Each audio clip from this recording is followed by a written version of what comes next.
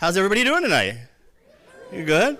Yeah, that works great for everyone in the room. We'll hear from the people online in a second, I hope. I'm Brian Trainer, 2007 DAAP School of Architecture and Interior Design graduate. I had to read that because I couldn't remember.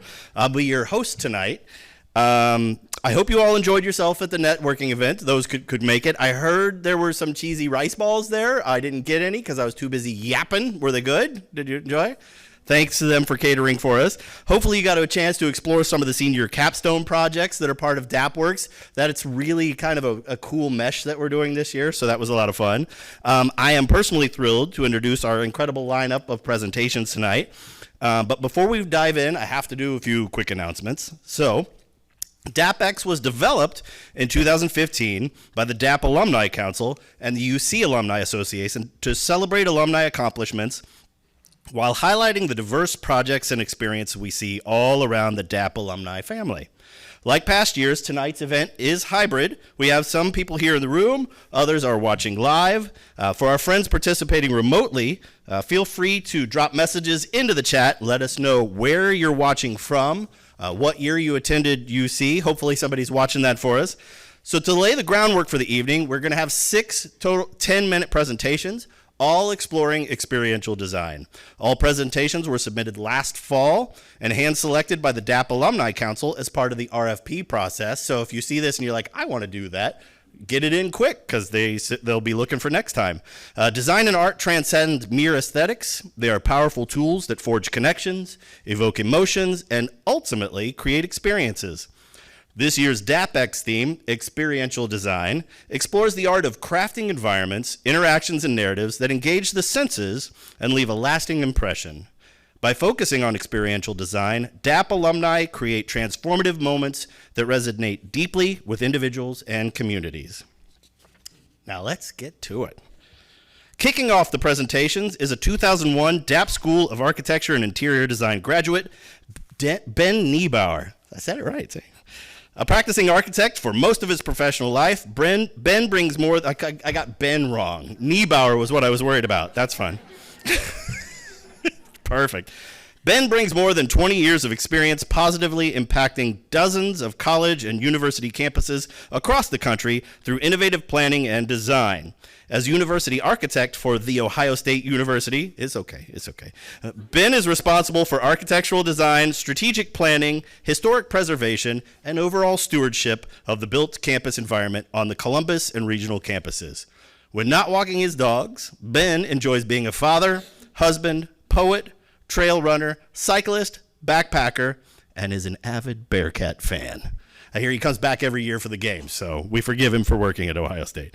The places you'll design. Tonight, Ben will dive deep into his 24-year quest to improve higher education through design. Through perseverance, a relentless appetite for learning, and a passion for creating impactful spaces, Ben will share how one can overcome any obstacle. Ben, come on up. The microphone is yours. Thank you.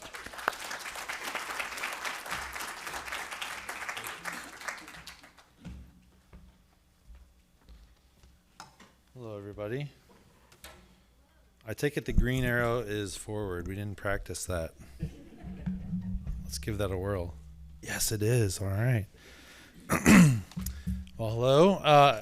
As Brian mentioned, I'm Ben Niebauer, and I want to take you on a little bit of a Seussian journey here. So, of course, we're here to talk about experiential design, but I'd really want to talk about the experience of design, both as really a verb and a noun, the act of creating, the act of designing, and the process, and really its impact as well. And so to do that, I'm going to start with a poem, weirdly. So bear with me. I'll blow through it real quick. You'll graduate from UC with a degree in architecture, and I'll bet you get a job at a firm for sure, because your co-ops create for you such a lure that firms will fawn and press to secure. Early or perhaps later, like midway through, bang-ups and hang-ups will happen to you. You'll go down some dark roads in your career too, awful and scary and full of people who are blue. A siren song for you will call to a waiting place where you might stall. You'll wait and you'll wait and you'll wait for it all until you break free of this self-imposed pall. And what will bring you out of this place but perseverance and rigor and a smile on your face? because you created a really great space, which you designed with joy and grace. And there's like a 98% chance that that's going to happen if you stick with it. That's what Seuss says anyway, in his book, "Oh, the Places You'll Go," not "Oh, the Places You'll Design." But if you stick with a couple principles, actually, I think it's a lot easier. And those principles, I find, are to fail. Fail often. Fail as much as you can. You'll learn, that old acronym, first attempt in learning, right? That's what FAIL stands for. And then if you also embody this principle that as you're designing, think nothing for us without us. So engage your constituents who you're designing for in the process of that design, of course. And then really embody the spirit and believe that you are not the smartest person in the room. There are people better at this, at their craft, at their thing, their science, whatever that is, and you need to learn from them. And so I'm going to dive into all three of these things really quick. So let's start with fail. So I've failed a lot. I think I've succeeded at failing. I failed this morning, actually, on a job site for something we're working on our campus. Like as this example shows here, I think I failed in my use of brick there because I kind of use brick because it's brick and it's durable. And I'm not today madly in love with how the application of that for that institution. I think I fell away from my poetic roots, and I think brick should really be used because nothing else could possibly do what it's doing for you in that design. And so, as you learn, think about what brick actually means. As you're doing it, it means different things in each design. It has different impacts. People react to it differently. It is sometimes made with real horsehair, as you're seeing there. It's not, while it's a modular unit, it's not always uniform from year to year over time, certainly over decades of time. It's opportunities for shadow and play and creativity and other things. It's also opportunities to help tell stories and actually engage people in their surroundings. And so, I've failed a lot, but I've really started to get to love the material, thinking about it more creatively in different design applications, always with, a team of folks and always through the lens of my clients as well. So I failed a lot. I failed a lot with brick over the years. I got better. And then I failed way more though with color. And as you work for different institutions over the years, they all have different colors that really mean a lot to them. It's their identity, it's their experience, it's their connection, it's home to them. And if you look at just like the reds, for example, they're not all the same. They mean different things to different people. They're radically different reds in all these cases. So Ohio Westland, for example, is really, really close to NWA red. Just FYI, if you're wanting to know. UC here, we're more like Tupac. Honestly, that color. The Ohio State University, we have to say the contractually. That's really Biggie red. And in fact, it's not really red, it's scarlet. So we have to also say that too. But if you were to take Louisville and Louisiana Monroe and kind of add them together in a little soup, you'd get Wilson Phillips' greatest hits. So you kind of see that red couch right there in the text. So, but red is really, it means something. I've failed in my use of red at certain institutions, or blue or other things, and you learn along the way. This is their identity. Get it right. OSU's red, by the way, RGB is 18700, which is kind of funny.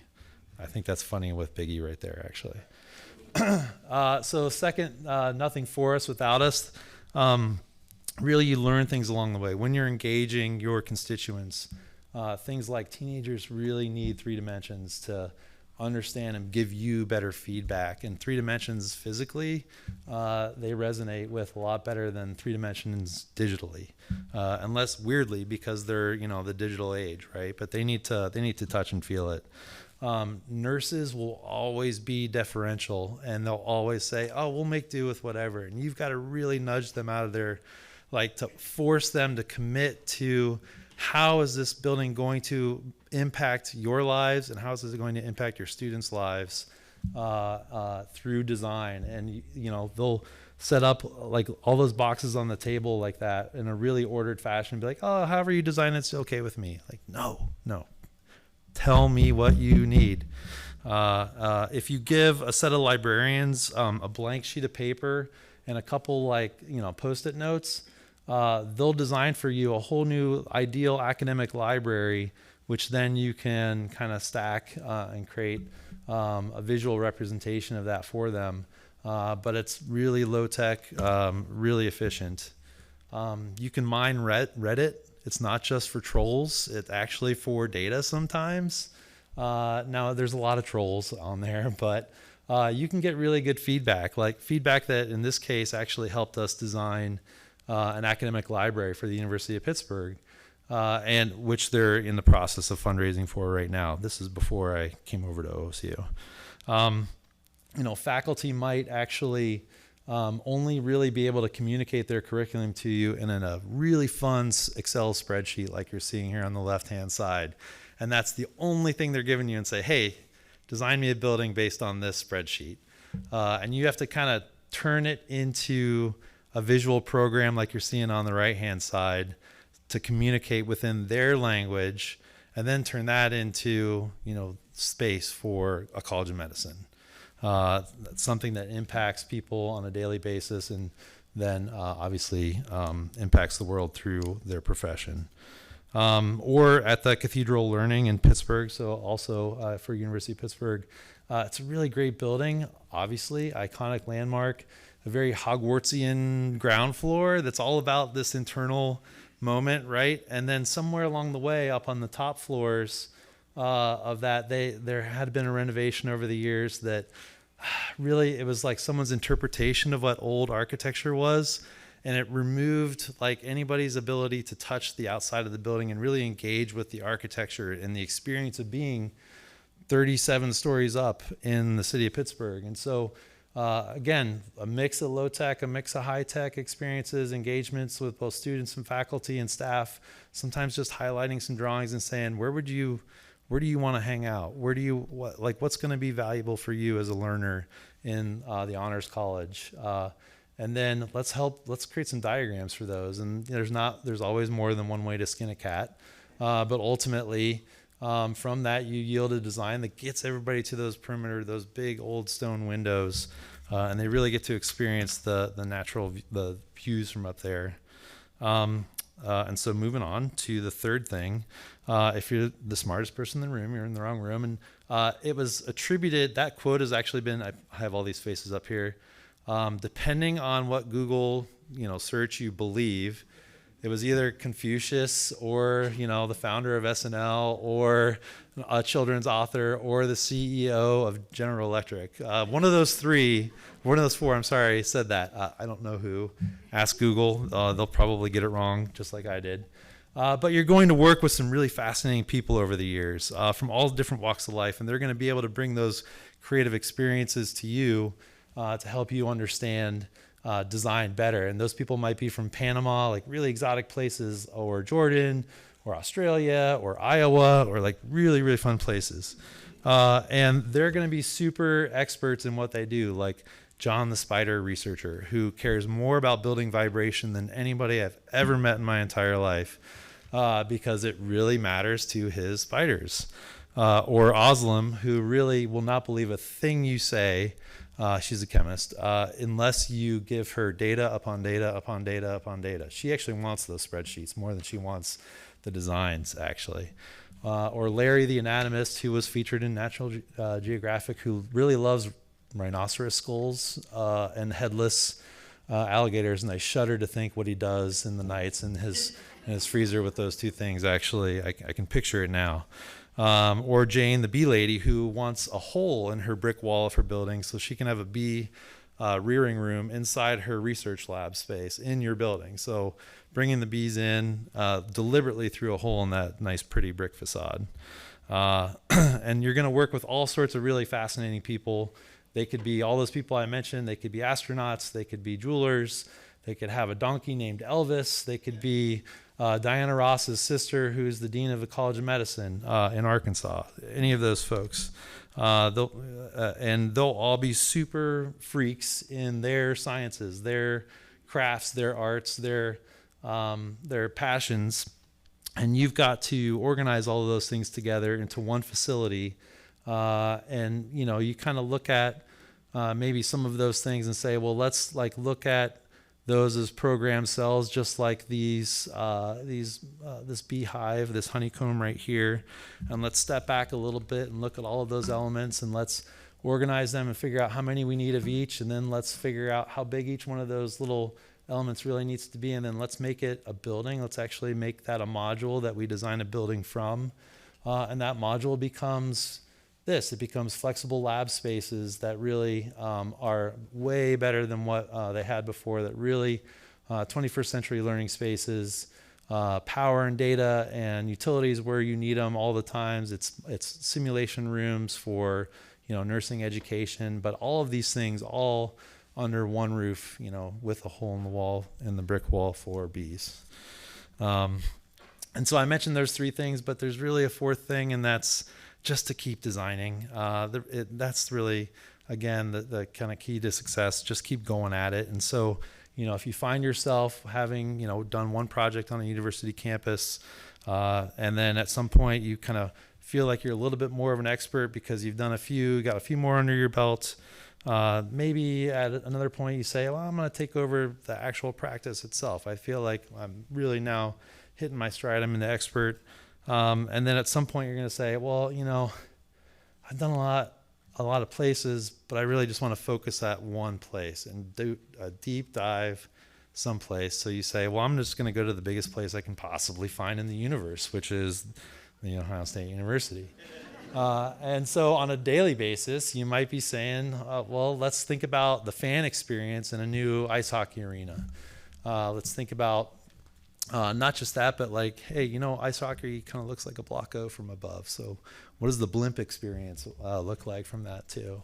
Or, if we're putting in a dining club in the stadium, the Horseshoe, let's not put a bar in front of these big, massive, old arched windows, because it's the only place where people are going to want to hang out there, because the rest of it's underneath the seating rakes, right? So let's think about the experience of game day and actually being engaged with the other fans. Or let's think about the experience of living on maybe the 19th floor of Morrill Tower with 15 other roommates in this little pod, and knowing that actually Jeffrey Dahmer used to live in that same building. What's that experience? And by the way, each one of those 4 people in each one of those little rooms has a 3-foot by 3-foot window. So, in my lifetime, I hope to kill this building, actually, just like Crosley around the way. Shh, don't tell anybody. Actually, everyone knows that. That's not a secret. Or our branded element, that the oval. Maybe some of you have seen this, but that oval has 14 different pavers on it. And so what's that? It's not really a brand if it's all over across the map like that. So University Landscape Architect and myself and a bunch of others are working through kind of systematically trying to organize that and distill that down to 2. We want to bring that down. Or what does engineering look like in the future? We've got both not so great and some pretty stellar facilities for education. Or what is College of Dentistry? What kind of space do they need? And knowing that the experience at a College of Dentistry is not just a student, it's not a faculty, it's not just staff, it's patients there. So it's a radically different thing to have all 4 of those constituents in one building and know what's safe and what's not safe, what's really good for all those folks. Or what does an alumni experience feel like for people who want to engage with the university, and where's their home on campus? How do we take older buildings and respect them while modernizing them for future really opportunities? Knowing that people working on EV vehicles really need not just a hangar. Don't treat them like a mechanic just because they happen to know mechanics, but give them meaningful space. And then kind of lastly also, if you're designing a classroom building, people won't really remember how you cited it, but they'll remember how they felt when they came there and the energy that was in that building. And so make sure you're creating meaningful, impactful spaces with light-filled atria and really creative designs. So, and also know that that's just a Tuesday and every day of your life on campus. And that really energizes me and excites me, and I'm really excited about thinking about those experiences moving forward. So that's all I had to say. Thank you very much.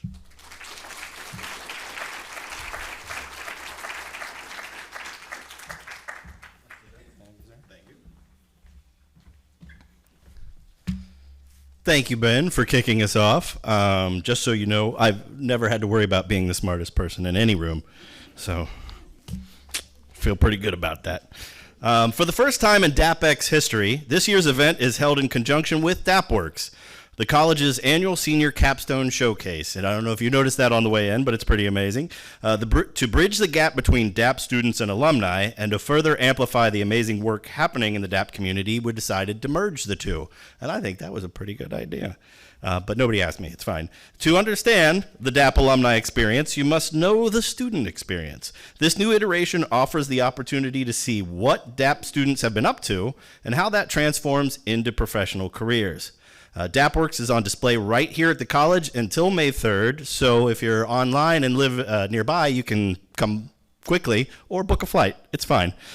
They'll be here till May 3rd, so you can continue to check out the amazing projects. And one of the cornerstone activities, the fashion show, happens at Megacorp Pavilion on Friday, this Friday, May 2nd.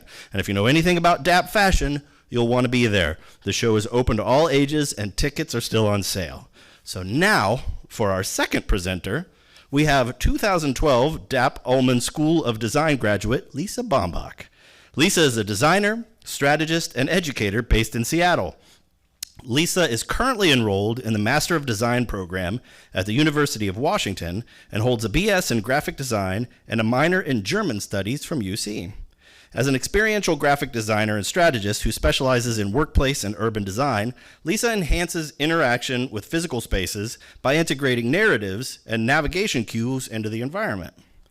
Whether working within private or public sector, she aspires to build collaborative environments that promote discourse and build relationships. There's too many P's in that sentence. I'm popping this microphone like right. Lisa will present on the Ecotonal Office, a shift in workplace well-being.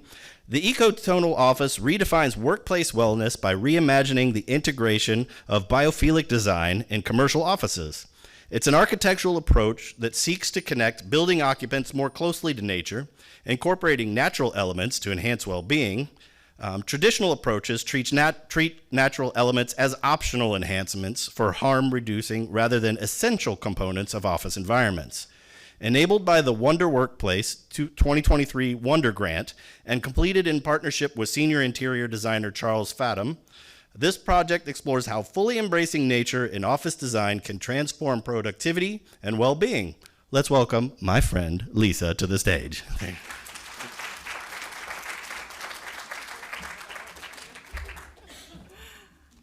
Thank you, Brian. As you mentioned, I'm a graduate of DAAP's graphic design program, and I'm here to share a research project with you that I completed entitled The Ecotonal Office. This is a speculative research project that explores well-being in the workplace by inverting the idea of biophilic design. So instead of bringing the benefits of the outdoors into buildings, we decided to take our work into the wilderness. The project is a response to COVID, which expanded the definition of workplaces to extend beyond typical office environments, including spaces like our backyards and city parks. The research was made possible through a grant provided by One Workplace, who sponsors 3 firms each year to explore how design influences the human experience. Our ultimate goal was to reshape our perceptions of where work could be done and determine if there were benefits to breaking outside of convention. So to do this, we started with background research, and we defined a spatial landscape of where work can be done. This has allowed us to target specific spaces for study and establish a nomenclature which we use throughout our research document. We then immersed ourselves into understanding today's industry practices, starting with wellness. We looked at the well building standards, current biophilic design strategies, and the psychological and physiological benefits of the natural world. Through this research, we concluded that maintaining our personal health equates with maintaining a healthy relationship with the natural environment. We then moved on to our research methodology. And being based out of Seattle, we decided that our project should take us across the entire state. We set up temporary workplaces in 4 different ecosystems: temperate, alpine, desert, and rainforest. And we set ourselves up at public campsites, and as you can see, we had to do a little bit of improvising due to a forest fire. And I did a little bit of further education on the natural land out in the desert and realized it was associated with the Manhattan Project, so we could not go there. But we pivoted and went to a state park instead. In each ecosystem, we simulated tasks for a typical workday in order to record our experiences. And the same procedures you can see here was completed at each site so we could compare our experience at each location. So today I'm going to share with you our experience at Mount Rainier. This was our alpine location, and we had a beautiful sunny day with a perfect view of the mountain summit. Here you can see an example of our documentation. We outlined our biases prior to going to the site, documented our actual experiences, and then several days later reflected on those. Our goal was to monitor the lasting impact of the experience, not just the moment of it. And one of our priorities when engaging with these natural spaces was to leave no trace. We intentionally chose more extreme environments, but we didn't want to damage the natural ecosystems. So we cobbled together our office equipment with rugged gear that didn't compact the earth, and they were light and easy to carry around. We took note of all the equipment required at each site, whether it needed to be repositioned throughout the day, if that malfunctioned, and our equipment was organized into 2 categories: productivity to support the completion of office work, and comfort for both people and technology. We actually at one point had to put our GoPro on ice because it overheated, so we found technology also needed a little bit of comfort. Our assumed and actual site plans were also documented so we could see how we adapted to the weather throughout the day. And when we compared those site plans, we could see how the layout became more streamlined and efficient with each experience. We condensed our equipment to keep it out of the weather, to be close at hand within reach, and our configuration started to evolve into this efficient spine, as you can see over here on the right. Finally, our collected data allowed us to define constraints for designing a theoretical furniture solution that would enable this productive and comfortable outdoor work. We hypothesized that the product could be used by small teams, perhaps by those conducting scientific field research, teams meeting at a local park, or perhaps a company-sponsored offsite. An informed design solution began to emerge. Loose sketches suggested a form that would make outdoor environments viable for everyday office work. And the resulting design became a technologically leveraged productivity space that is completely open to the elements. It's an advanced open-air workspace that challenges traditional urban work settings by actually exposing you to the elements, but allows you to adjust it according to the conditions of the day. And while we do not recommend working in national parks, we hope you can enjoy them, this was a speculative project that enabled us to challenge the archetypes of conventional office design. It allowed us to immerse ourselves in these environments beyond our typical architectural boxes. The design process afforded us the space to investigate our socio-cultural norms and offer a point of reflection. Why do we bother working in offices if they're actually unhealthy for us? Why don't the spaces we spend so much time in prioritize our personal health? What can we learn from this exercise to make our day-to-day experiences better? My education at DAAP taught me that design is a means of exploring such questions to envision a new future. I believe that as designers, we have a responsibility to challenge the conventions of today, to interrogate what we know, engage in discussion, ideally make the world a better place, and most importantly, have fun doing so along the way. So thank you so much for having me today, and if you'd like to see the full document, I have it here with the QR code. Thank you.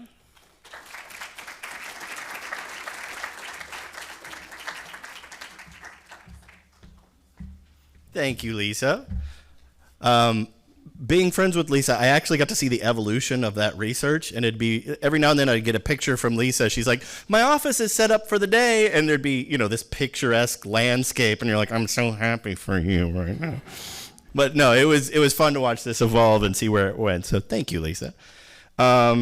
Before we get to presenter number 3, did you know that DAAP has a brick and mortar store?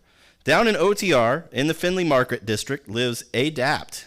Launched in 2024, the ADAPT Innovation Studio envisions vibrant, pioneering community where creatives are empowered to transform their talents into thriving, independent careers.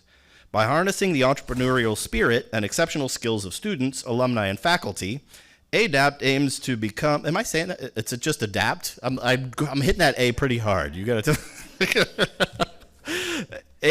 I just said that because it's got DAAP, D-A-A, sorry, never mind. Aims to become a recognized epicenter for innovation, where ideas grow into impactful, sustainable businesses and a collaborative network of creators that redefines the future of creative entrepreneurship. Whether you have a product or art for sale, want to display your research, or be a patron of the work of fellow DAPPers, plan a visit to ADAPT and continue to experience all the amazing things the community has to offer. All right, who's ready for presenter number 3? Yeah, we're doing good so far? All right, so this presenter number 3 is joining us all the way from Armenia. Not in person, though, because I think it's 3:30 in the morning. So we've pre-recorded. Yes, all the way from, it's from Yerevan, Armenia. So 2000 DAAP School of Planning graduate, Nvard, Manasyan. You wrote it down for me and I still messed it up. Manasyan is a prominent expert in gender equality and social justice, recognized for her innovative and strategic approach to addressing equity issues. Nvard's career spans impactful roles with international organizations, including UNICEF and the World Bank, where she has driven initiatives promoting gender equity and a norm change campaign. As a project manager for Transparency International Armenia, she contributed to the enhancement of municipal transparency, and at her most recent role, she has spearheaded advocacy campaigns and strategic planning. She contributes to policy research, educational reforms, and public discourse, making her a respected leader in fostering inclusive growth and challenging gender stereotypes. Her presentation, Shaping Activism Through Urban Spaces, will explore Swan Lake, a symbolic and multifunctional space in Yerevan, and it was transformed by the Coalition to Stop Violence Against Women into a site of collective remembrance and hope. Nvard has found that reimagining urban spaces and aligning them with themes of renewal and shared memory promotes community engagement and environmental responsibility, can break through societal silence to facilitate a shared journey towards healing and peace. So without further ado, let's hear from Nvard.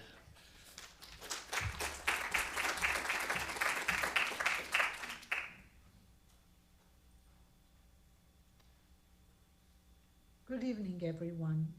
I want to extend my warmest greetings to fellow alumni, students, and professors. I'm really thrilled to be back to the University of Cincinnati, albeit online, but to be back to DAAP. Today I will be talking about an experiment that used the power of urban spaces. And we conducted it when I was the coordinator of the Coalition to Stop Violence Against Women. Actually using the existing knowledge and wisdom of urban planners of how CT maps and the cities as spaces have a certain structure, identity, and that identity also carries the meaning that is mostly created through collective memory, was applied to amplify the collective voices raised to stop the violence against women and to stop femicide. You know, looking at the city maps, they always seem to me kind of, you know, recording spaces, like records, you know, like the books in the library. Pretty much this is another form of a human, of a recorded human activity, which only, you know, wants someone to read and make sense out of it. And I thought that, okay, maybe using this idea that, you know, human interaction and movement is influenced by the, you know, shape of the city. It impacts how the city is. Actually, it creates the recording in a way, being kind of this physical recording of, you know, all the human rituals, you know, crossing the street as a form of a ritual. You know, it's a very functional thing, but still is a ritual, and it's done every day in different cities by many people. So thinking of finding a space which would actually amplify the types of activities and the types of results we wanted. Let me go back to the history and just briefly share it with you. The coalition has, it's already a 17 years long tradition of commemorating victims of domestic violence and femicide, and it occurs on October the 1st. So what we did, we went back and started searching the records, and we looked into and mapped all the previous activities, all the results, all the online and offline metrics that we could find to figure out what kind of city structures and spaces were used. And the one question was, why the turnover is really low? Why people do not, you know, why don't many come to this commemoration days? There were two things that we actually concluded. One was the all the spaces that were chosen had either linear functionality, so the structure itself allowed only one form of a behavior, more or less, or it allowed some kind of a binary form of self-expression collectively, like the public squares, you know, where you come to celebrate or you come to demonstrate. So we said, okay, we need to reverse engineer and we need to go away from this previous experiences. Let's try an experiment and see if this is a factor in how people come and do not come to our commemoration days. So this is how, if you look at the map, you will see that there is this blue spot. It's an artificial lake right situated in the heart of the city, and it's called the Swan Lake.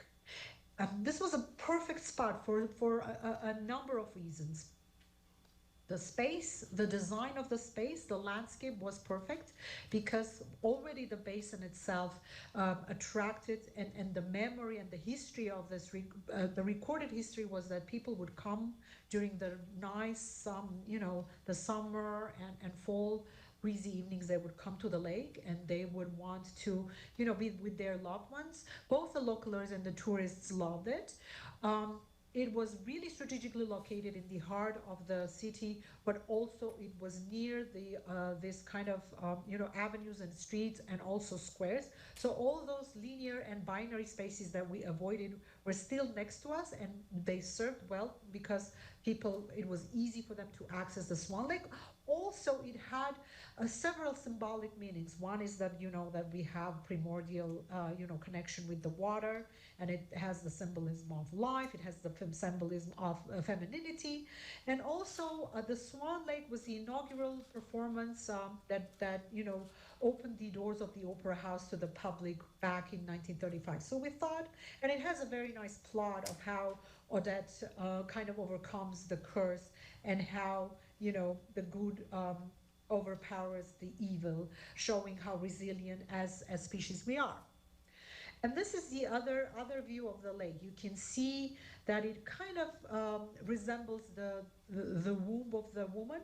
So it's in a way a public but safe space. So this is perfect, and this is what we needed for our side. Interestingly enough, the results were beyond our expectations because we had planned very conservatively based on our online and offline metrics that we had over these years. But instead, we had you know, 30 times more than the expected result. And we had around 100 people congregating together around the lake. I want to show you the photos really quickly and to remind you of how and we figured out that, the power of the place is really important. You need to take into account it, whatever type of a performance, be it public or private, you do, and particularly public and collective performances are very important. And why we chose this, and also the timing, taking the sunset, because we wanted to create an additional behavior, and to attach an aesthetics to this behavior. And this we achieved through the floating lanterns, and all the messages of wishes that we were asking people to leave on the water. So timing, the space, and also we did it to create a new norm. The norms ask for two functions. One is empirical, which is observed, and the other one is the normative. It's kind of building a new expectation. So we said, let's create a space and a timing where people every year will expect to come back to commemorate. This is something that we didn't do. People shunned the idea of talking about domestic violence, and now we wanted to reverse it. We wanted to create a safe public space where people would welcome being together and sharing, very privately still, creating new memories through very active enactment, through new kind of learned behavior, and also observing each other by doing that. This is a perfect way of kind of building a new collective behavior, but also reimagining and recreating the existing symbolic site like the Swan Lake. So you can see that people, a diversity of people came, men, women, tourists, localers, and most of all children, and I will come back to that a bit later. Talking about transgender rights, talking about the precarious conditions that transgender women live in, and the violation of their rights is a very, very challenging thing globally, but especially also in Armenia. So here is Lilith, who is kind of commemorating the lost lives of Adriana Lima and Cesaria Abramidze. It was such a safe space that you could do that, and it was really very synergetically welcomed in a very solemn and calm and peaceful way. This is what we wanted to achieve. Let me show you some other pictures and see how people congregate across the lake. They come to the water and they take a moment to kind of reflect, but this all is observed. Complete strangers, they come together and they, the intentions are very diverse, but at the end of the day, they come to let the light be there, and the memory of the victims be respected, and also to call for a non-violent life. More photos to come. Here is another lantern that we depicted that was floating on the water, and it says, "You're not alone." Families would come, and coming to the children most of all. When designing this, we were really adamant to protect childhood, but still not to exclude children from this kind of public performance, activist performance.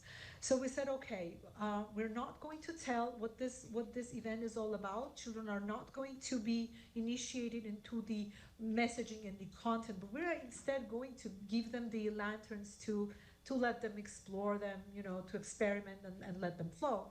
And we said that our hope was that this will become a safe and nice and joyful memory for them to come to the lake on October the 1st and to float the lantern. And over the years, while they grow up, they will gradually be initiated through the observation and through the conversations, that whatever they were doing when they were kids has more of a solemn meaning. I want to thank you for staying with me and listening to this brief presentation of my story. We're hoping to repeat it. I'm no longer with the coalition, but I'm sure the coalition is going to repeat this success. And I'm sure that in 3 years, because this is what the literature on social norm and behavioral change says, that it takes 3 years and repeated action, empirical and also normative action and messaging to turn this into a ritual and to add a new dimension to the collective memory through, lived spaces. Thank you very much.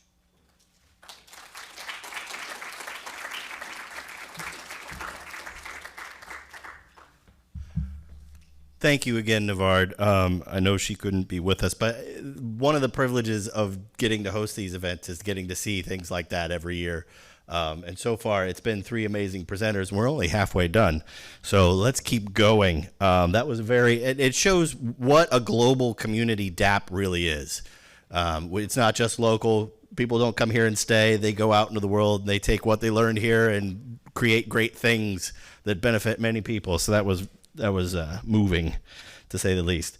We're grateful she was able to share that presentation. So that could have been really rough if she'd have tried to do that remote, because it would have been very early in the morning. So thank you for taking care of that. DAAPX 2025 features alumni from each DAAP school. And next we will hear from a School of Art graduate, Erin Smith Glenn. 2009 Master of Fine Arts graduate, is an accomplished artist and educator. Specializing in traditional fine arts, including oil and acrylic painting, Erin currently serves as an associate professor of art at Central State University. Her work has been featured in regional, national, and international exhibitions across the United States, and she is the creator and faculty lead for Central State University's Fine Arts Study Abroad program. Committed to lifelong creative growth, Erin inspires this philosophy in her students, mentees, and 3 children. In addition to her academic pursuits, she operates the Scarvin Artist LLC, creating commissioned paintings, drawings, and artisanal designs. Everyone, please help me welcome Erin to the stage. Thank you.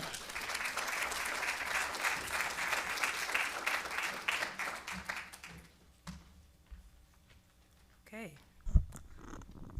Found the clicker. How y'all doing? All right, so before we begin, I realized that the golden class of 1975 is here. So just a little quick history. The University of Cincinnati was founded in 1819, and 40 years later, the School of Design, Architecture, Art, and Planning was established, although the P wasn't there yet. Okay, I guess it was just DA. And then 116 years later, I'm gonna start by saying the late, great Terrence Corbin was here. Yeah, that was actually the man who was responsible for recruiting me here. But 34 years before I earned my MFA, Terrence Corbin became the first Black man to consecutively earn a BFA and an MFA from this institution. 34 years after he graduated with an MFA, I became the first Black woman to earn an MFA in the history of this university. There's only been 3 of us. Thank you. I'm seeing a lot of the diversity picking up. I saw that immediately in the Reed Gallery. I've been seeing it really just through connections with different alum on campus like Marie Morgan and different alumni, so I'm really happy to see that. And so here we go. HAIRitage kind of came to me by way of conversation one day. You know, when I did my first portfolio review, I didn't pass for the simple fact that I didn't have a cohesive body of work. I had works, had lots of works, paintings, drawings, but no cohesive concept. So one day I'm sitting in my apartment on campus, and I look over and I see a stack of hair magazines, and then I thought about it like, I was practically raised in a hair salon. My mother did nails in Columbus, my cousin did hair, and as long as I kept my grades up, I had access to both. So, I stayed on the honor roll. A series of works paying tribute through acknowledgement of Black hair and cultural value is more than a project, but a responsibility of mine. I'm happy to present to you all the body of work that I've been working on since graduating. Actually, kind of started in the year 2008. I'm going to start with some of my early influences. As a professor, I kind of like to leave visuals up there and then fill things in as I go. Lorna Simpson was really responsible for being the first artist to make black hair seen as a respectable fine art form. So she was a heavy influence of mine. I think you guys all know who this guy is, responsible for the Barack Obama portrait, Kehinde Wiley. Very influential, and we'll see why in a second. And then you guys might know who this gem is. Willis Bing Davis, Professor Emeritus from Central State University. And he also was really close friends with Terrence Corbin. The reason why I brought up Terrence Corbin, by the way, is because I wish he was here to celebrate his golden anniversary along with everyone else that is here celebrating today. And also happy anniversary to you all who are celebrating here today.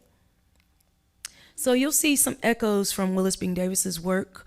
If you have never heard of Willis Bing Davis, you should really look him up. They just did a PBS documentary on him called Reach High and Reach Back. So I decided to reach for some books when I did not pass my first portfolio review, because that's what I do. I typically take negative situations and immerse myself in my work. It's been a survival tactic of mine since I was a kid. That's why when people ask me, like, how long have you been an artist? Since pretty much my parents divorced when I was 5, honestly. It was a survival tactic that has since become a career of mine.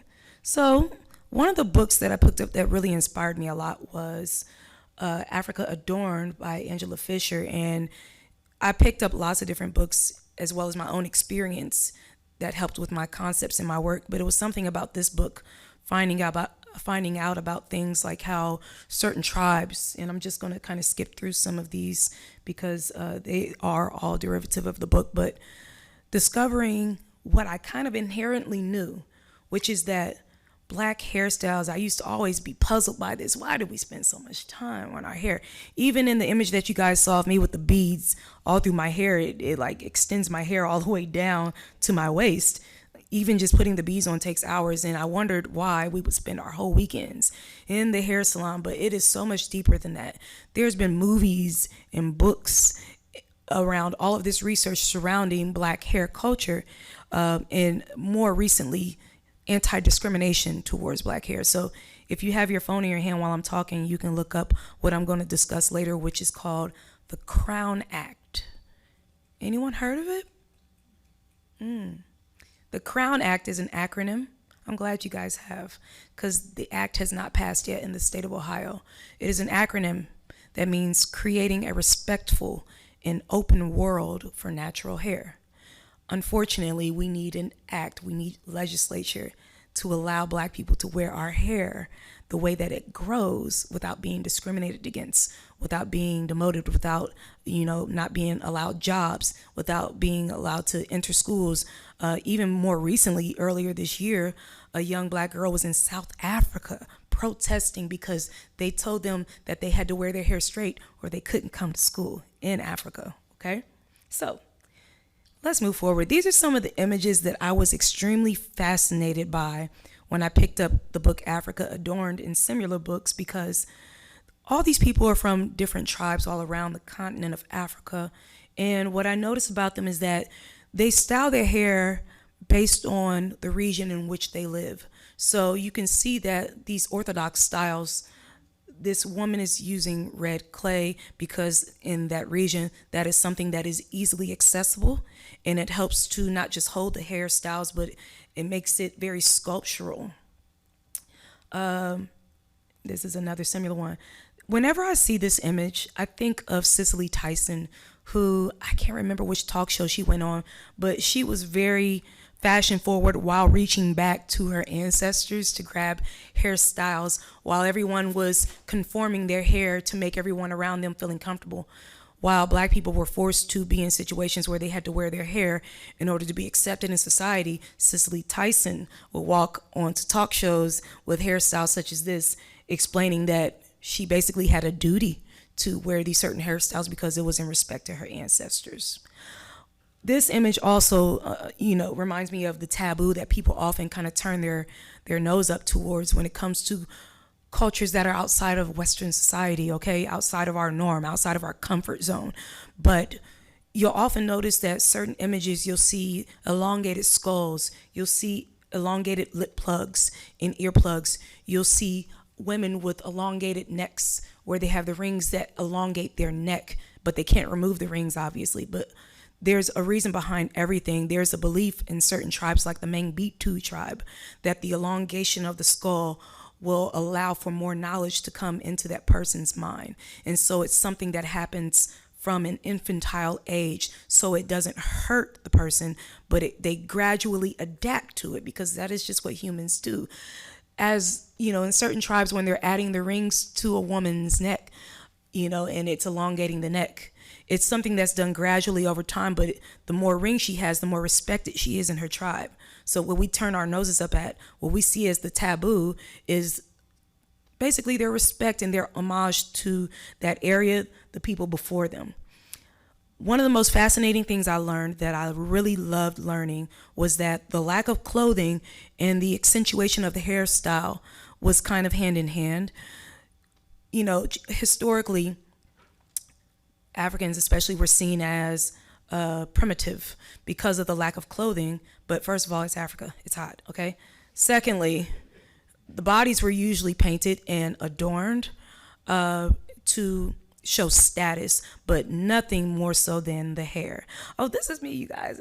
Age 22, really young, really cute, in my studio, okay? Just kind of putting up and working on some of my very initial pieces in HAIRitage before I even knew what I was doing. This guy was walking on campus one day, and I stopped him like I do many people, and I say, look, listen, I'm not trying to hit on you or anything, but I really need to paint you. And this essentially, painting called Textures, became one of my initial pieces in my series. And when I cut it out of the canvas and played around with the different, canvas by cutting through the strips, I wanted the strips to imitate black hair.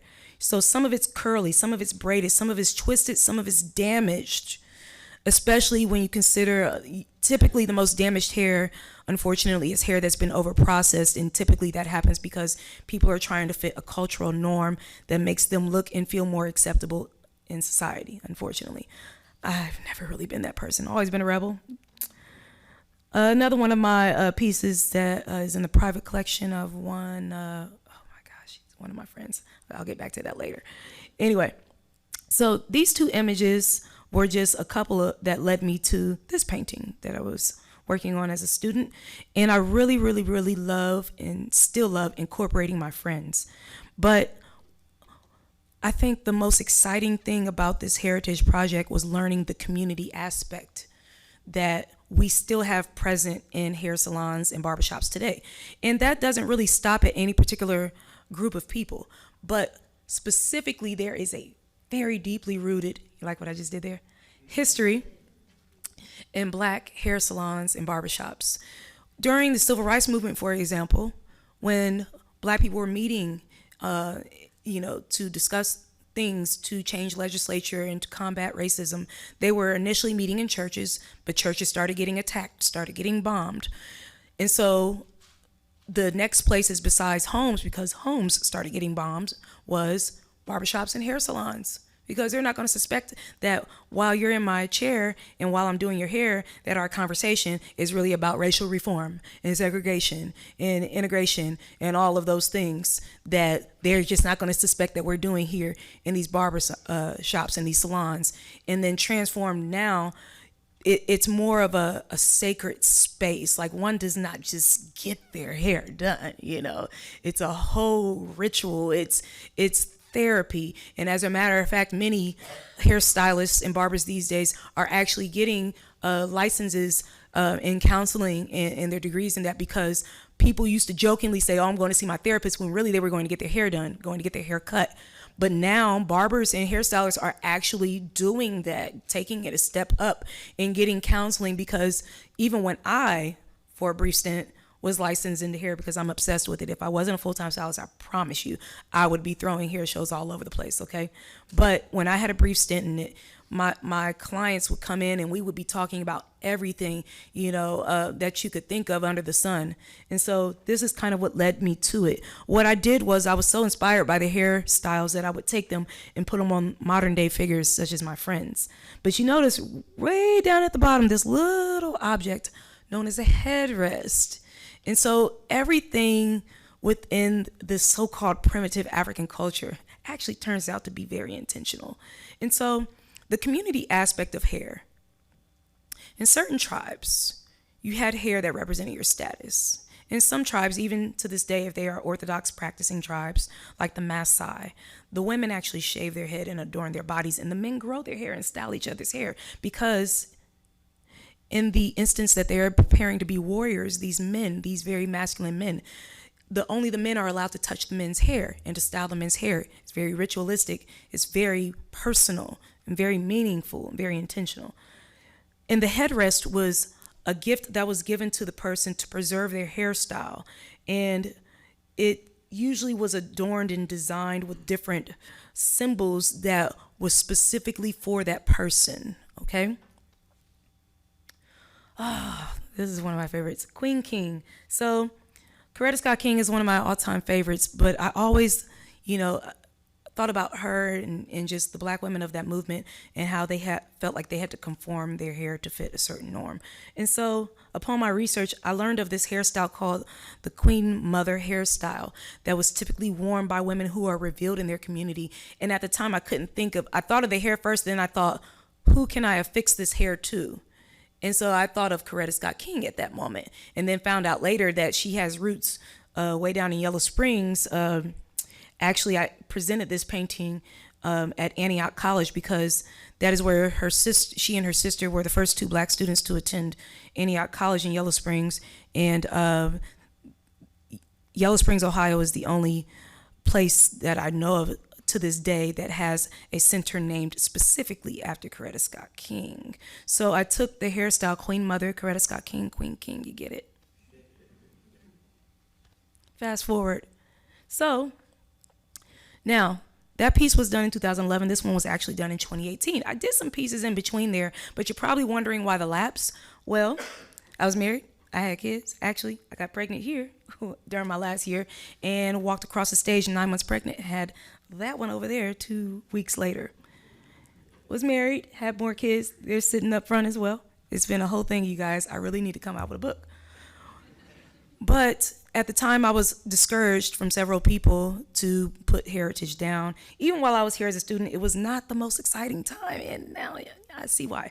There were times where I was experimenting with HAIRitage, and I remember once, I just didn't really feel the excitement from the people around me, but that should have been a sign that I was actually up to something good, right?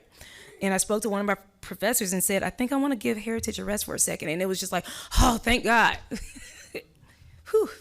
That wasn't even the worst thing I dealt with, but I'll just fast forward. 2018, right before the pandemic, I was inspired to get back into HAIRitage because I had closed a chapter of my life and I wanted to start afresh. And so I saw this very sculpted hairstyle and I loved it because I'm like, it's like defying gravity, and how do you even preserve it, and how do they go about the process of it, and is that bone, like what is in there holding it up? And so I came across the Instagram page of one of my favorite people of all time, Lauryn Hill, and very much inspired by her. And so I thought, oh, that would be a really great person to affix this particular hairstyle with, because if anybody I can identify with, no one I can identify with probably more than Miss Lauryn Hill. And so the HAIRitage of Lauryn Hill, and I also did a series on Lauryn Hill while I was here at the University of Cincinnati, but this one is colored pencil, which I discovered while here at the University of Cincinnati was my obsessive compulsive love. The HAIRitage of Lauryn Hill, which is actually owned now by, you guys ever heard of a quilter named Carolyn Mazzalumi? Yeah, she's pretty legendary. You guys should look her up. Esperanza Spalding. And I remember when I was working on this piece, I was just so fascinated by just the complexity of it all. Around the time that I created this piece, I was not only affixed to the Black Panther movie, but also some of the characters, especially Janelle Monáe. She was just doing some really risque stuff that I was just like, oh, women's empowerment. Like that was my ultimate hero during that time.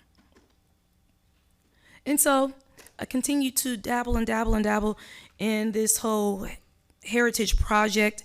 And moving forward, we're in the pandemic now. All right, the HAIRitage of the do-rag. Bet you didn't think I was going to put a picture of one of my favorite people up there. Harriet Tubman is technically considered the first person ever to be documented with a do-rag on. Shout out to the do-rag, okay? Shout out to Harriet Tubman, the first technically woman general ever in the United States.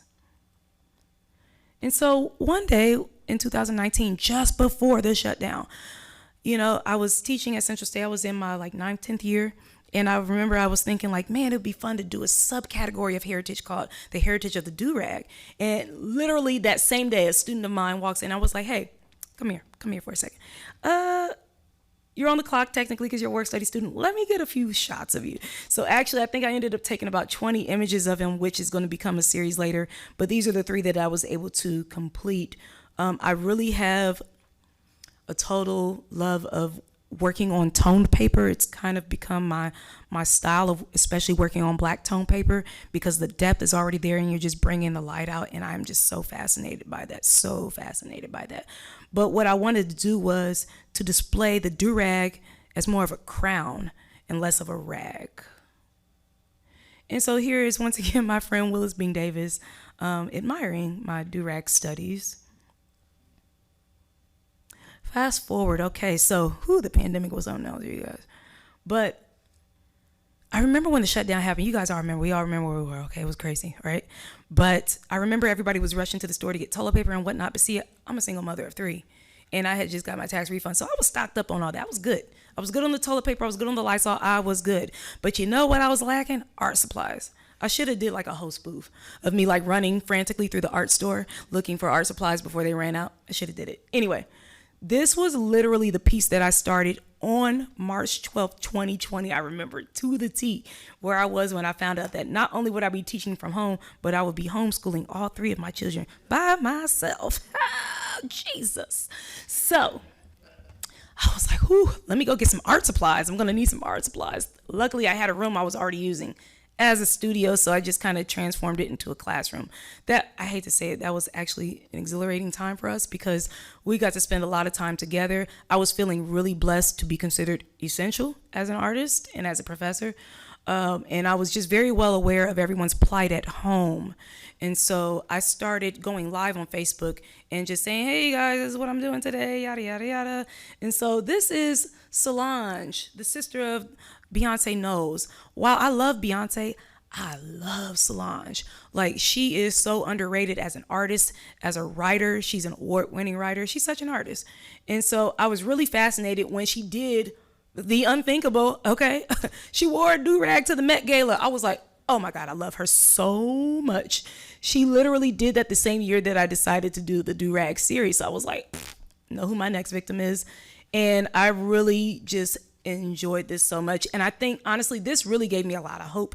As long as, I can make it through this, just get through this, Erin. Just get through this and make it as well as you can, okay?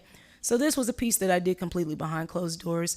Also, the shutdown happened in March. My birthday was in March. All the Aries and the Pisces were crying, oh, what am I going to do for my birthday? And I was like, I know what I'm going to do.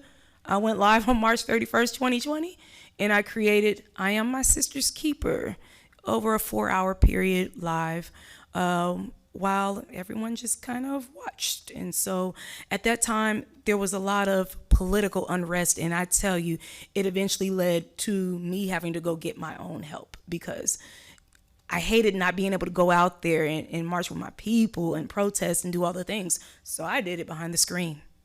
Yes, ma'am. I'm wrapping it up. Okay, Daughter of Zulu was also a pandemic piece of mine.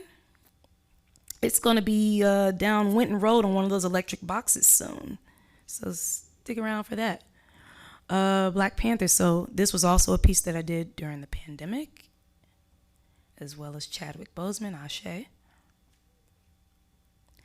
Nina Simone followed right after that. And actually, I'm working on a series of Nina Simone as we speak called Free Nina Simone. We'll talk about it later. You guys are probably like, what are you talking about? She's deceased. It's the whole thing. We'll talk about it, okay? My obsessive compulsive love.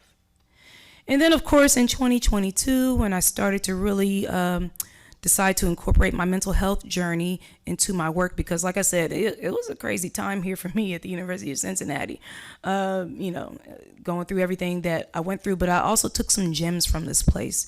And so one of the things that I attribute to my mental health journey was deciding to say screw it and not listening to people that said, Erin, you're a world-class painter. Why even be bothered with crochet? Because it was a part of my therapy. So I decided to fuse the two.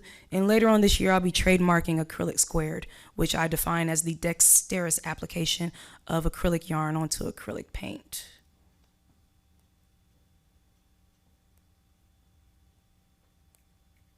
That's my mother. I went to Italy in 2022 and I said, when I come back, I'm going to paint you, okay? I took their picture that day and then I decided to do it. Shout out to Mayor Oppenheim, the first woman to ever show at the MoMA. So I decided to do a little piece tribute to her. And, oh, I'll just zip right through this. So everybody is aware of the new Clifton Cultural Arts Center building. I was happy to be the inaugural artist last year to show in the Clifton Cultural Arts Center building. And the hair hut, which I originally designed here, actually debuted for the first time like 13 years later in Dayton and at the Clifton Cultural Arts Center. Here, I'm actually cleansing the hair hut because, of course, people like to come up and touch Black people's hair, even if it's on a hut. And so I decided that I felt really icky after I had an opening night and people were going under the hut and, you know, touching the hair. And I'm just like, so we put a sign up and we put a barrier around it and I did a sage cleansing around it. And so this is actually one of my favorite pieces that I've ever created. I am flirting with installation art more and more these days. Primarily is a shout out to the fact that it takes the primary colors to make brown in all different colors and forms. And so I decided to separate them to create a Black woman. And I call it Primarily. And I'm wrapping it up. Shout out to everyone suffering from alopecia, the big chop. This is actually an anti-hair discrimination / mental health or wellness piece because hair discrimination often leads to a lack of confidence in people and it just really, you know, triggers some things. And so last but not least are 3 consecutive 4x6 foot paintings of my children because my mental health journey led me to actually decide to work on a theme outside of HAIRitage called From the Inside Out, which deals with healing the inner child. So I decided to use my 3 children as subject matter for my mental health awareness exhibit that debuted last year at James Pate's Gallery in Dayton, Ohio. And so this is my daughter, Zion. She is very strong, as you can see. And so this one is called Sirsasana Sunrise. The Sirsasana, also called the king of yoga poses because it's the hardest. And I also, you know, decided I wanted my kids posing in ways that represent their personalities. Zachary is a really calm person. Most of all, he likes to stay to himself. He's really deep in thought a lot. And so, and this one's called A Sacred Moment in the Water Garden, where he is essentially becoming his environment. And then this guy here, Sacred Warrior. He may be the youngest, but listen, he ain't no pushover. This painting defines his personality. This guy is a fiery one. I'm really just happy to have my children as part of my healing and creative journey. You know, when I got pregnant here as a student, I was told, oh, Erin, you have so many options. Oh, we're so sorry. Oh, this, that, or the other. I would not be the artist that I am without my children. So thank you. I'm done now. And if you want to know what's next for me, you can just go ahead and take a picture of that because those are all the things that I'll be doing pretty much this summer. That's not even everything. So maybe just take a picture. And if you ever want to get in contact with me and we can talk about the Crown Act, anti-hair discrimination, mental health in the Black community, I'd love to have a conversation with you guys further. Thank you so much for having me.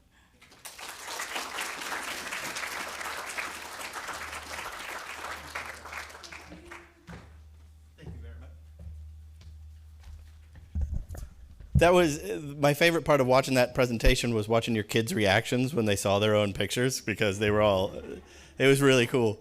Also, class of 75, where are you at? Congratulations. Thank you for bringing that up, Erin. That was also awesome. For those watching live, let us know which presentations you've enjoyed so far. Give us a bump in the chat. And we're going on to our next presenter. Representing DAAP's Ullman School of Design, we have 2010 graduate Jessica Lawless. Jessica began her career as a DAAP co-op designing pedestrian and vehicular wayfinding with the National Park Service. After broadening her experience with stints in healthcare, branding, and educational Publishing, she joined Kimley Horn and returned to the transportation sector, serving local, state, and federal clients. Jessica's passion lies at the intersection, I get it, of communication, design, and infrastructure, connecting communities to the projects that impact their everyday lives. Jessica uses visual storytelling to bridge the gap. I'm seeing it's all in here. I like it.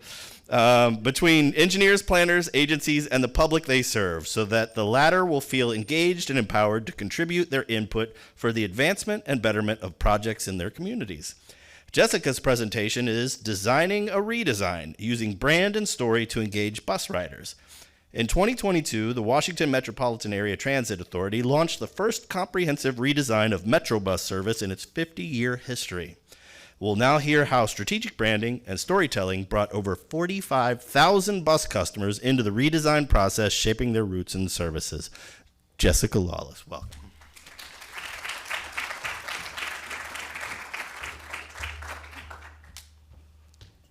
Thank you. Thank you for having me. I'm really excited to share with you all the story of Better Bus and how we engaged those 45,000 people in person and over 100,000 people online in redesigning the service. I'm going to say Metro a lot, and I know that's what transit is here in Cincinnati. It's also what we call it in the Washington, D.C. metropolitan area. My work in public participation for public infrastructure is very much grounded in what I learned at DAAP about using communication design to communicate with clarity and with intention. And little did I know back in freshman foundations when I made this piece that I would have a future in transportation and transit, but I guess there were signs. My work is also very much grounded in the teachings of the International Association for Public Participation, or IAP2, which is a core a values-based organization. The first core value on the screen is that public participation is based on the belief that those who are affected by a decision have a right to be involved in the decision-making process. And I believe that it's my job as a designer to be a steward of that process and to help write the balance between the decision makers and those affected by that decision. I show that and share that with you today because it's very important to the Better Bus story, because in just 60 days, on June 29th, 4 million people in the greater DC area are going to wake up to new bus routes, new bus stops, new bus schedules, new bus route names. Basically, we've wiped the slate clean and are laying it all out.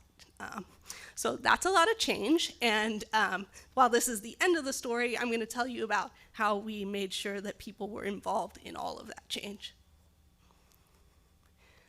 So Metro bus service as it runs today is about 200 routes. They run 500,000 trips every day. And while they make service changes annually, particularly in response to changes to the roadway network or new development, this was the first time since Metrobus was incepted in 50 years ago that they took a comprehensive look at all of the routes and making sure that it was really the best network it could be for the people that it served. So the redesign process occurred over about a 2-year period, and we divided it into 3 phases. At each phase, collective we of transit planners, service designers, graphic designers like myself, and engagement professionals, we were combining transit data, demand, what we knew about current service with public input. And so it was really critical that the experience of giving your input was like designed with intention. And I think I know what's coming next. So I wanted to kind of immerse you in what the experience of participating in the Better Bus process was, and then I'm going to talk about some of the elements of that experience. So I think this is going to play a video, or part of a video. Oh, no, okay. Backing up, sorry. So at every phase, we had very clear objectives. But if I were to kind of summarize them, I would say that we wanted the customer participation experience to be positive. We wanted people to feel valued by Metro, and we wanted that experience to reflect what we hoped that they were experiencing on the bus, that both those things were positive. We wanted the customer participation experience to be memorable so that they understood what was happening, that they remembered that they participated, and so that they weren't surprised on June 29th when everything changes. And we wanted the participation to be meaningful, so the input that we were getting from bus riders was input that we were going to use. That we weren't just asking them questions so we could check a box and say, yeah, we asked you. That we were getting the input that we need that we could use in the redesign. And now I think I'm gonna play a video. Fingers crossed. And our community stepped up in an unprecedented way. We spent almost 6 months over the course of this project talking with our Better Bus heroes, our customers, our employees, and other key advocates and elected officials. Using customer research to ensure our maps, tools, and technology were innovative and easy to use, we were able to hear from a broad range of community members, interacting with more than 45,000 customers and receiving more than 33,000 comments. We met our customers where they're at, on board buses, at metro stations, in the communities, and online in 7 languages. So I wish I could play the whole video, but that gives you a short snippet, and I hope you could kind of see how engaging it was to be a part of the Better Bus process.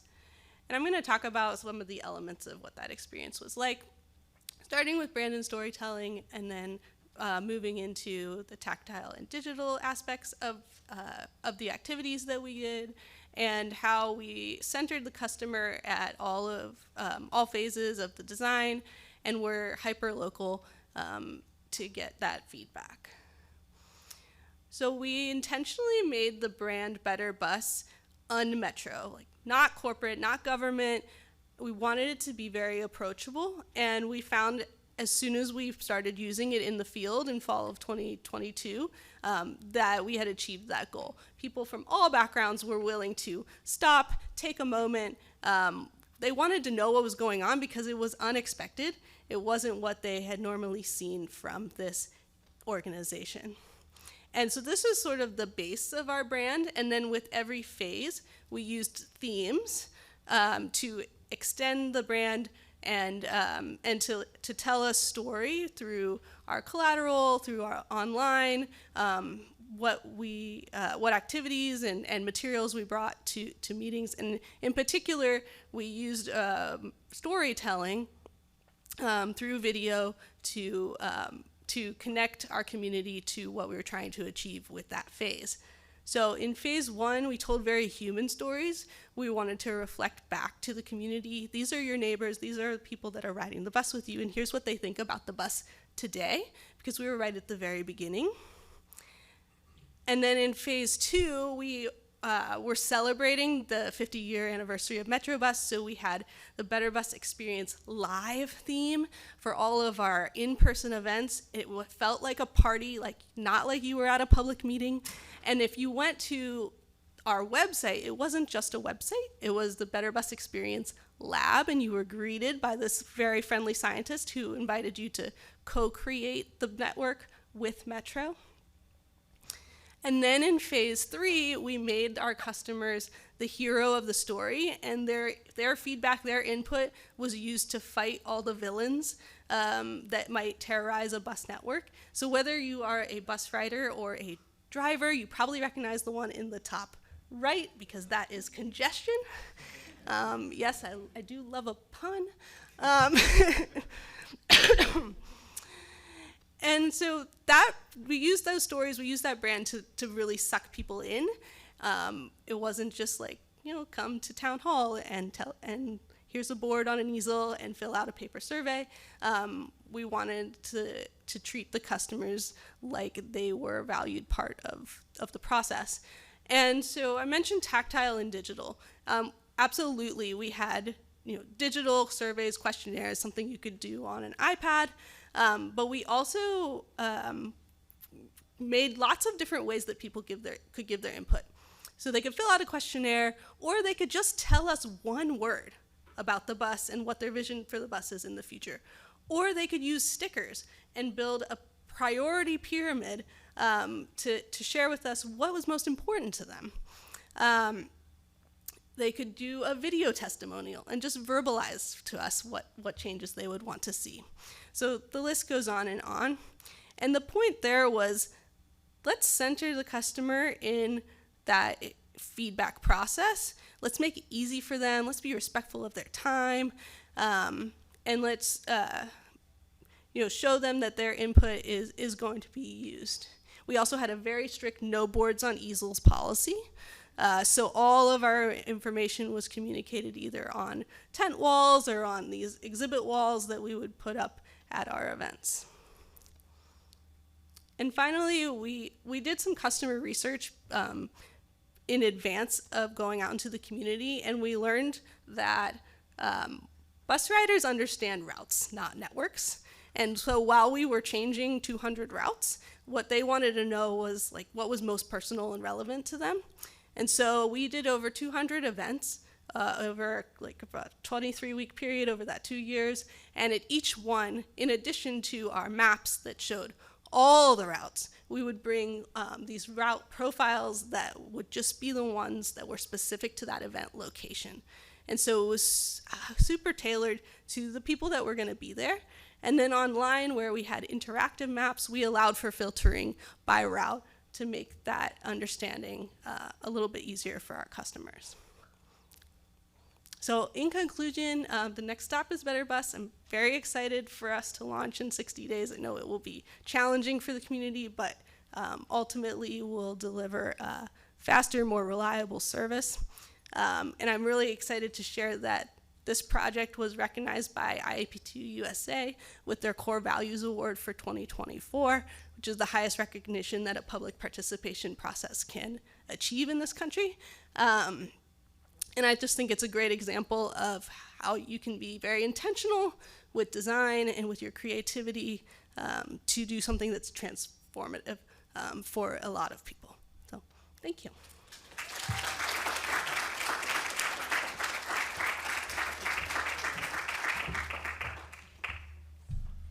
Thank you, Jessica, for that. I can see the things that you've bridged and where the intersections were, and it's a literal bus, so that was fun. Thank you. All right, and so now we go on to our final presenter of the night. We have Kashish Kalra, also from DAAP's Ullman School of Design. Kashish is a 2023 graduate. Kashish is a design strategist at Kyndryl, where she focuses on creating user-centered experiences that bridge technology and human behavior. With a background in design and research, Kashish explores how systems, whether digital, physical, or social, impact our ability to adapt and engage. Her work is rooted in understanding the cognitive, emotional, and social factors that shape how we interact with the world around us. Her presentation, Designing for Human Adaptation, Systems that Shape Behavior and Action, will explore how humans adapt to diverse environments, tools, and systems. By examining behavioral responses to design across technology and social structures, Kashish reveals the underlying principles that make systems intuitive, effective, and engaging. Understanding human adaptability transforms how we create and design the world. Kashish, the audience is yours.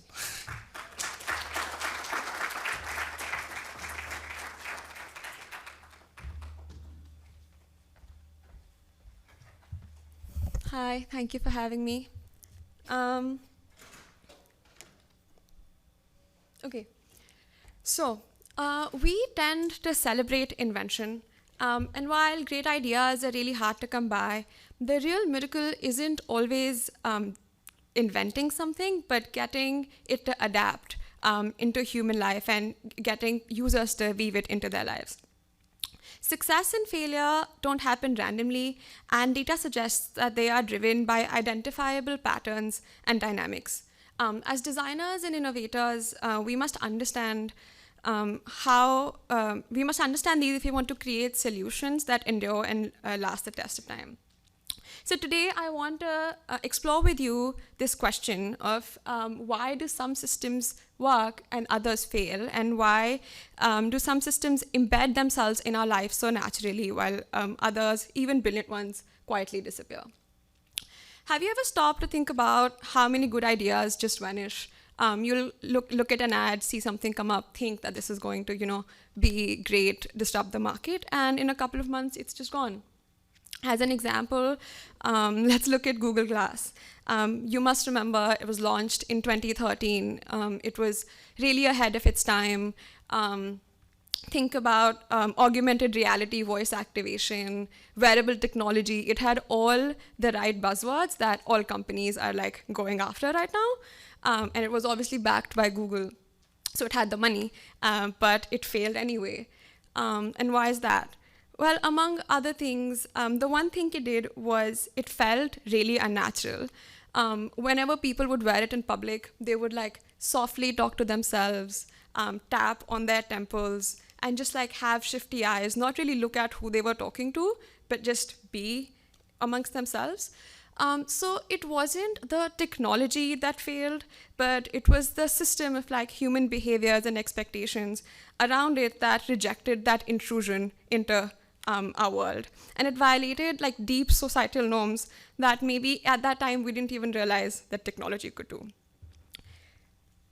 So then, how do you take something that's a promising technological invention and make sure that it has enthusiastic users and is embedded into our lives? That is something I try to do on the everyday. I work at a managed services IT company, which means that we work with cloud and infrastructure and everything that you don't want to hear about. But my role is of a design strategist. And in hiring people like me, Kyndryl as a company is trying to become more consultative and more design forward. But that is a lot easier said than done because in 40 years, our consumers see us as IT vendors. So now when we come forward and are like, but we can also do business, it's really hard to like change that perception. So in that, a lot of my day-to-day revolves around trying to understand how we can create that system that people want to adapt to. The simple answer is to create intuitive products. But what does that really mean? Intuitivity is our brain's way of recognizing familiarity. And there's 4 main ways in which our brain tends to do that. First is through past experiences. We look at or look for familiar cues, whether that's in colors or workflows or layouts, which remind us of something that we might have already seen before, and we tend to adapt better to those systems. The second is cultural background. Culture not only defines what we look for, but also what we expect out of a product. So even simple things like efficiency and authority and politeness in how a product or a system talks to us is deeply rooted on our diverse cultural backgrounds. So keeping that into account as we design is important. The third is mental models. A mental model is like an internal blueprint. It's how we think things are supposed to work. A basic example is taking an analog experience like a shopping cart and creating a digital experience out of it, which has been explored and has been done. But why it's very relevant right now is because we are raising a generation that does not have analog experiences. We're raising a generation on digital experiences. So it's becoming harder and harder for them to have those mental models that are not already based on things that have been designed. So there has to be a fundamental shift in how we do that going forward. And finally, we come to patterns. So humans are, human brain is designed to recognize patterns. We find patterns in things that might not even have patterns because that's how we make sense of the world. And when a user is able to look at a pattern, they think that they can predict what comes next, which leads to confidence, which leads to trust, and then finally leads to adoption. So when we think of designing for intuitivity, we're not only designing for what users see, but also their past experiences, their cultures, and their patterns that they want to recognize. Which is why thinking in systems is so important. A product is never working or not working in isolation. It is always about an entire network of relationships around it that makes it work or doesn't work. As Donella Meadows famously put it, who was the first pioneer to come up with systems thinking, a system is an interconnected set of elements organized to achieve a function or a purpose. And because of this nature, systems are not ever linear, or like a product is not ever linear in success or failure. It's not caused by A, B, or C. The cause is always a loop. So causes become effects, and effects then become causes. So it's important to understand that small interventions in systems can lead to bigger impacts, and there's really small nuances that lead to actually success or failure. To explain that, let me tell you a story about my life. So my dadu, I grew up in India. My dadu, my grandfather, growing up, really tried for me to learn how to ride a bike. I didn't, because by the time I got into it, or he tried to get me into it, I was in that age where everybody else around me, like in teenage, seemed to already know how to do it. So I was really scared of failure and embarrassment and all of that. And no matter how much he logically tried to make me understand how it's a core life value, or like you need to know how to ride a bike, I was living in my la-la land where I was like, I'm just gonna drive, like, who rides bikes anymore? So I didn't learn how to ride a bike. And many years later, while I was at DAAP, I took a trip to go to Chicago, and in our group of 13 people, I was the only person who didn't know how to ride a bike. So now everybody else has access to all these things that I don't, and it just feels like a weird, like, failure of sorts. And not too long after that, I was riding a bike. So I think the story there is that when he was trying to tell me something, it was about it not matching my reality, right? Like, me adapting to that had nothing to do with what he was trying to sell to me. It had to do with me not being ready to learn it because I did not see the need for it. And so visible problems, like me not wanting to learn how to ride a bike, are symptoms, but the real causes of change lie much deeper. When you think of a system, there's the visible and experienced, the symptoms, and then there's the invisible things that we don't see or touch, but also experience. And they feed into each other. So the smallest atom or the smallest part of this tree are the values, deep cultural beliefs that I might have as a person, or you might have as a person, or we might have as a society, which then shifts, feeds up to mindsets that we create, or the mental models that I just talked about, which goes up to behaviors that we inhibit, which goes up to the spaces that we design, and then the practices and habits that we have, going up to policy structures, government, like bigger organizations that we tend to align with or design for ourselves, and then goes into repeated patterns of these, and then finally become tangible symptoms. So in that example, the moment I changed my belief of yes, I need to know how to ride a bike, suddenly my practice changed because I really daily was going to try to go do it. And then my pattern shifted of doing it on repeat, and then the symptom of me actually learning how to ride a bike. So lasting change happens when we intervene at the levels of values and mindsets and not just symptoms. And same person, Donella Meadows, puts that in this context of leverage points. She believes that not all points in a system are created equal, and there are some points that lead to lasting change more than the others. The ones towards the right of your screen are eventualities. So it's harder to create shifts when you're trying to change things like parameters and constraints and materials and flows. But if you go towards the left and try to start shifting mindsets and values, that spirals over into changing an actual system. There's a case study that I've been working on the side in terms of systemic design.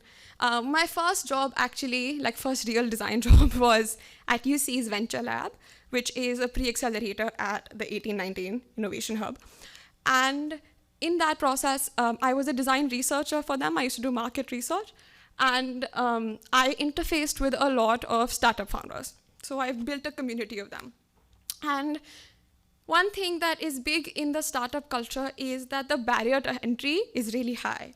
You need to dress a certain way. You need to like know all the language terms that like regular people might not. Like you can't go up to an investor or a mentor and be like, hey, I have this idea. Like you have to have an elevator pitch and MVP and like whatever, which is fine, because that's how that system works, and it works great for the people who want to be a part of it.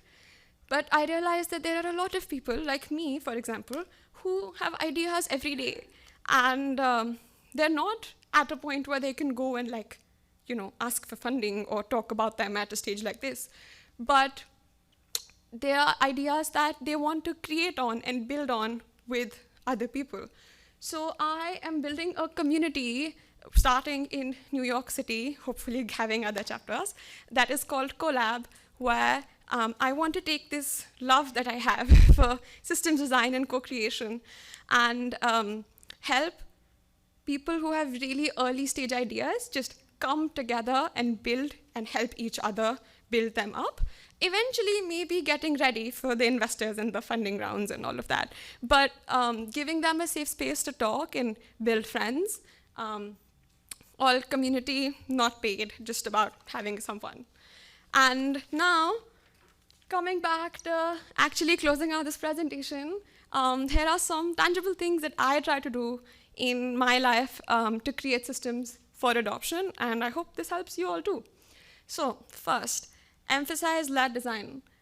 Think beyond the, and it's like easier said than done, think beyond the affordances or the user, like the UI, but actually try to understand why users would pick one affordance over the other or pick one UI over the other. So like try to understand, like we talked about, their values and beliefs more than just what they're actually interacting with.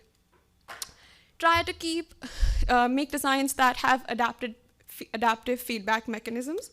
No system is designed perfectly, but systems that are able to use the feedback based off of users and get better with time are the ones that end up sustaining. Try to make your users feel like they are active agents in your system and not just eventualities or products of it. So give them choices, make them feel like what they're doing has a consequence.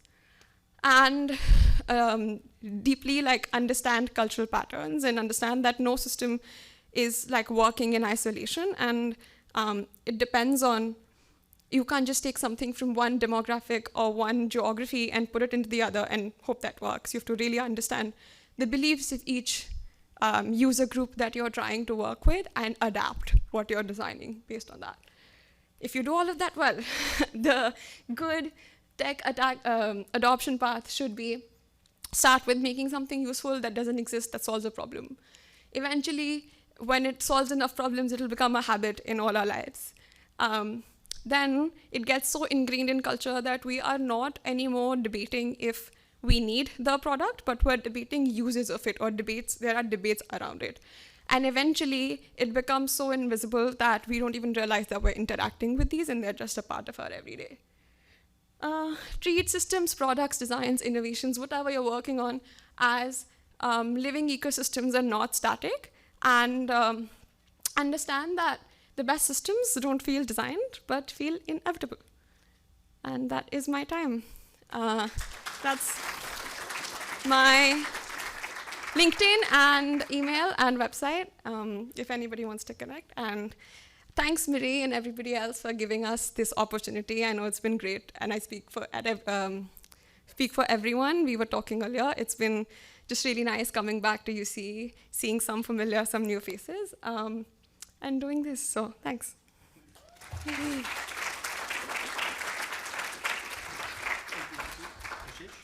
almost did it. Thank you again, Kashish. That was a fantastic presentation to end tonight on. So let's give another round of applause to all of our presenters, please. Thank you.